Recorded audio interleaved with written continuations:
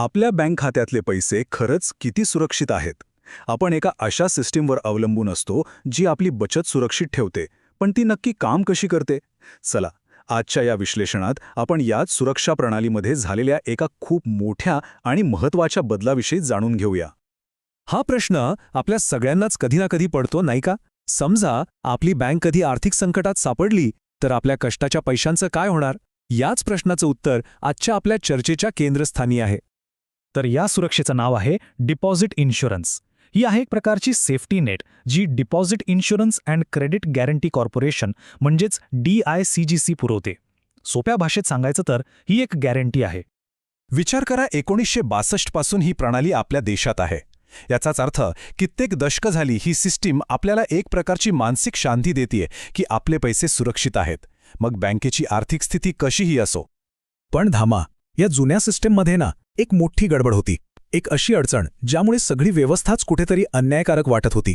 चला बघूया काय होती नेमकी ही समस्या. आता बघा गंमत काय होती.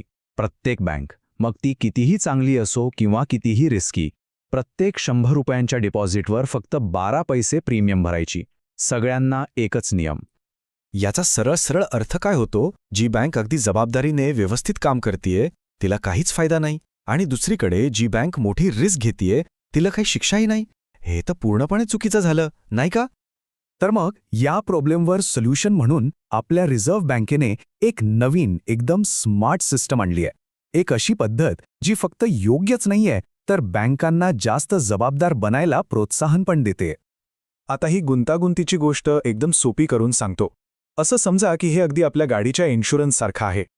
बघा, जसं आपण गाडी चालवताना जर तुम्ही सेफ ड्रायव्हर असाल तर कमी प्रीमियम भरता, आणि जर सारखे अपघात होत असतील तर जास्त प्रीमियम भरावा लागतो, बरोबर?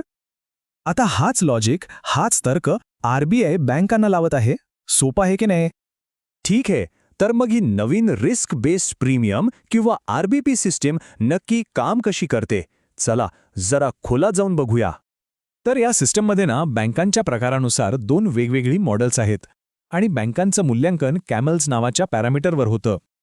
आता कॅमल्स म्हणजे काय, तर ते एक शॉर्ट फॉर्म आहे. Capital adequacy, asset quality, management, earnings, liquidity आणि सिस्टम्स अँड कंट्रोल. थोडक्यात सांगायचं तर हे बँकेचं एक पूर्ण हेल्थ चेकअपच आहे. आणि या सगळ्यामागे उद्देश फक्त एकच आहे. ज्या बँका चांगलं आणि जबाबदारीने काम करतायत त्यांना त्यांच्या कामाचं बक्षीस मिळावं. यामुळे काय होईल? त्यांना आणखी चांगलं काम करण्याची प्रेरणा मिळेल. आणि हे बघा, पहिलं मोठं इन्सेंटिव्ह, रिस्क मॉडेल इन्सेंटिव्ह. म्हणजे ज्या बँका सगळ्यात सुरक्षित आहेत त्यांना त्यांच्या प्रीमियममध्ये तब्बल 33.33% सूट मिळू शकते. ही खूप मोठी गोष्ट आहे. आणि एवढंच नाही, अजून एक फायदा आहे ज्याला म्हणतात विंटेज इन्सेंटिव्ह. म्हणजे ज्या बँका खूप जुन्या आहेत आणि त्यांचा रेकॉर्ड एकदम स्वच्छ स्थिर आहे त्यांना आणखी 25% एक्स्ट्रा सूट मिळेल. म्हणजे अनुभव आणि स्थिरतेला इथे महत्त्व दिलं गेलंय. पण एक गोष्ट लक्षात ठेवली पाहिजे. काही बँका जसं की लोकल एरिया बँक्स आणि पेमेंट्स बँक्स यांना सध्या या नवीन सिस्टीममधनं बाहेर ठेवलंय.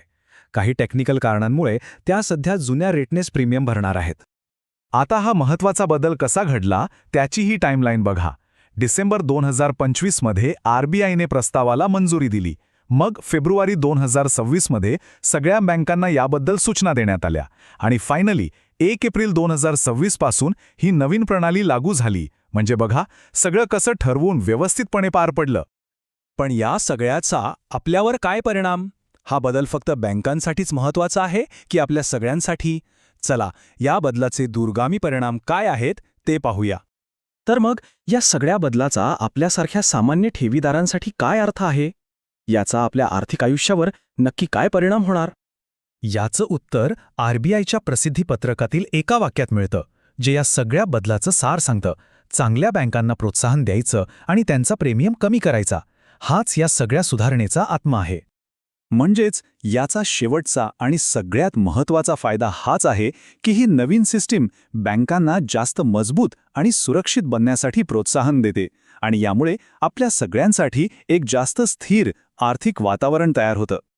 आता विचार करा, हा जो चांगल्या कामाला बक्षीस देण्याचा नियम आहे तो फक्त बँकिंगपुरता मर्यादित नाही, आपल्या समाजात अशा आणखी कोणत्या सिस्टीम्स आहेत जिथे आपण हाच लॉजिक वापरू शकतो, जेणेकरून एक जास्त चांगली, जास्त जबाबदार व्यवस्था उभी राहील यावर नक्की विचार करण्यासारखा आहे.